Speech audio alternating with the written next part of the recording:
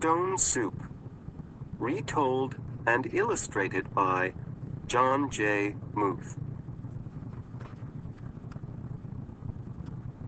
3 monks, Hawk, Lock, and Siu, traveled along a mountain road.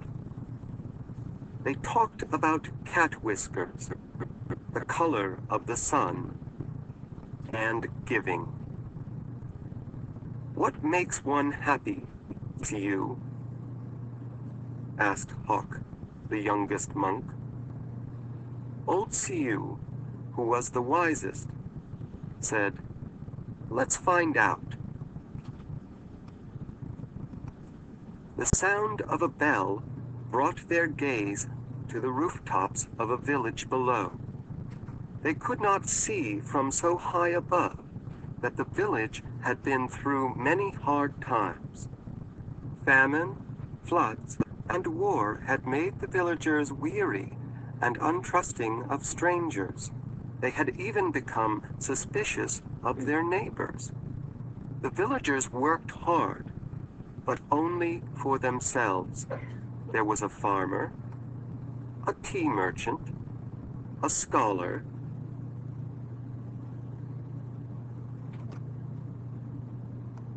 a seamstress, a doctor,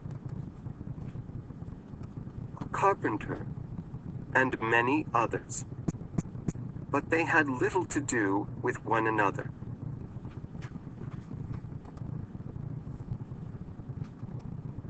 When the monks reached the foot of the mountain, the villagers disappeared into their houses.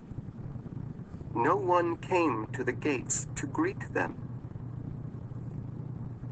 And when the people saw them enter the village, they closed their windows tight. The monks knocked on the door of the first house. There was no answer. Then the house went dark. They knocked on a second door, and the same thing happened. It happened again and again, from one house to the next. "These people do not know happiness," they all agreed. "But today," said Siu, his face bright as the moon, "we will show them how to make stone soup." They gathered twigs and branches and made a fire. They placed a small tin pot on top and filled it with water from the village well. A brave little girl who had been watching came to them. "What are you doing?" she asked. "We are gathering twigs," said Lock. "We are making a fire," said Hawk. "We are making stone soup, and we need 3 round, smooth stones," said Siu.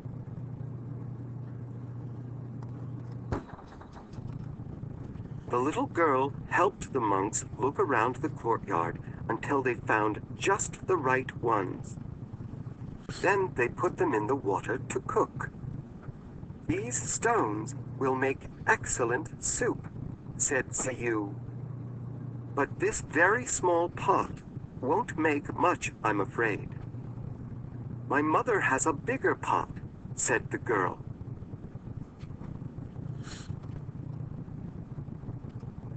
The little girl ran home. As she started to take a pot, her mother asked what she was doing. "The 3 strangers are making soup from stones," she said.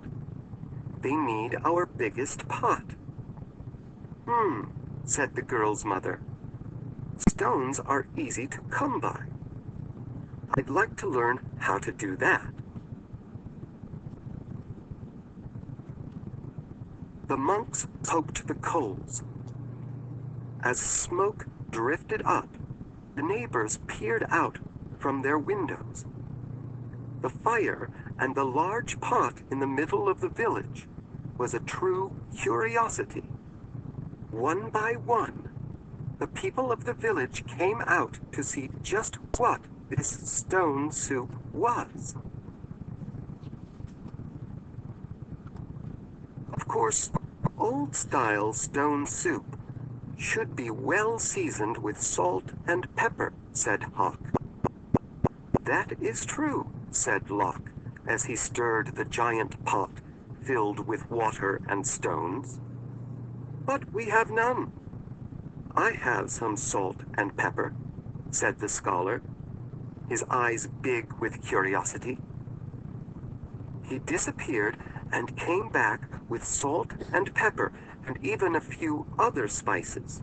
Siu took a taste.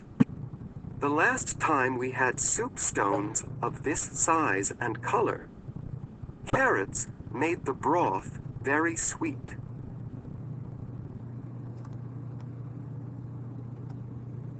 Carrots, said a woman from the back. I may have a few carrots, but just a few. And off she ran. She returned with as many carrots as she could carry and dropped them into the pot. Do you think it would be better with onions? Asked Hawk. Oh, yes.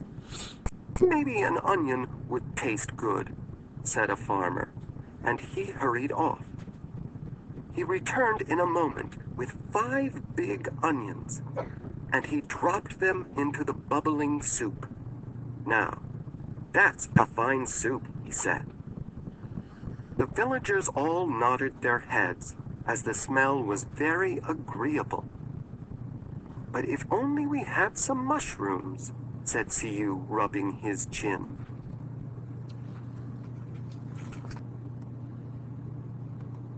Several villagers licked their lips. A few dashed away and returned with fresh mushrooms, noodles, pea pods, and cabbages. Something magical began to happen among the villagers. As each person opened their heart to give, the next person gave even more. And as this happened, the soup grew richer and smelled more delicious. I imagine the emperor would suggest we add dumplings, said one villager. And bean curd, said another. What about cloud ear and mung beans and yams, cried some others. And taro root and winter melon and baby corn, cried other villagers. Garlic, ginger root, soy sauce, lily buds. I have some, people cried out, and off they ran, returning with all they could carry.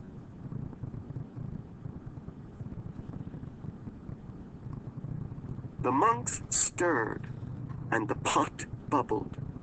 How good it smelled! How good it would taste! How giving the villagers had become! At last, the soup was ready. The villagers gathered together. They brought rice and steamed buns. They brought lychee nuts and sweet cakes. They brought tea to drink, and they lit lanterns.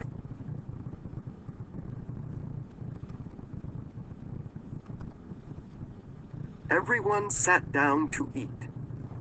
They had not been together for a feast like this for as long as anyone could remember.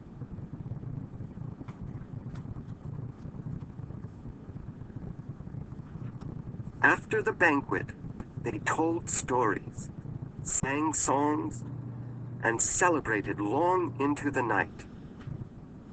Then they unlocked their doors and took the monks into their homes and gave them very comfortable places to sleep.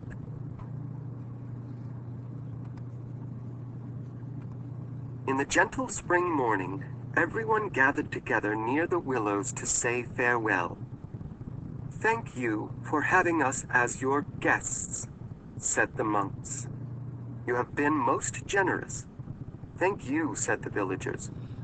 With the gifts you have given, we will always have plenty. You have shown us that sharing makes us all richer. And to think, said the monks, to be happy is as simple as making stone soup.